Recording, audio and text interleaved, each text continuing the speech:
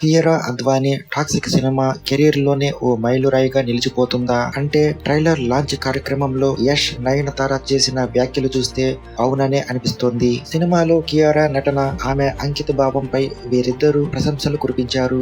వేదికపై కియారాను ఉద్దేశించి యష్ మాట్లాడుతూ, ఈ సినిమాలో నీ పాత్ర కోసం ఎంతో కష్టపడ్డావు. నీ అంకిత భావాన్ని నేను దగ్గర నుంచి చూశాను. ఈ సినిమాలో నువ్వు చూపించిన నటన భవిష్యత్తు కంటే ముందుంది. కానీ సినిమా రిలీజ్ అయ్యాక వాళ్లే ప్రశంసలు కురిపిస్తారు అన్నారు. నయనతార సైతం కియారా కోసం ఆకాశాన్ని ఎత్తేశారు. ఇది నీ కెరీర్ లోనే అత్యుత్తమ చిత్రాల్లో ఒకటి. టాక్సిక్ కు ముందు కియారా, తర్వాత కియారా అనేలా నీ కెరియర్ మారిపోతుంది. ఈ సినిమాలో నువ్వు అద్భుతంగా నటించావు అని ప్రశంసించారు. కాగా గీతూ మోహన్ దాస్ దర్శకత్వంతో తెరకెక్కిన ఈ చిత్రంలో యష్ తండ్రి కొడుకులుగా 2 పాత్రల్లో కనిపించనున్నాడు. తండ్రి తనయుల మధ్య సంఘర్షణలు, వారి భిన్నమైన ఆలోచనలు, కోపం నేపథ్యంలో కథ సాగుతున్నట్లు ట్రైలర్ చూస్తే స్పష్టమవుతుంది.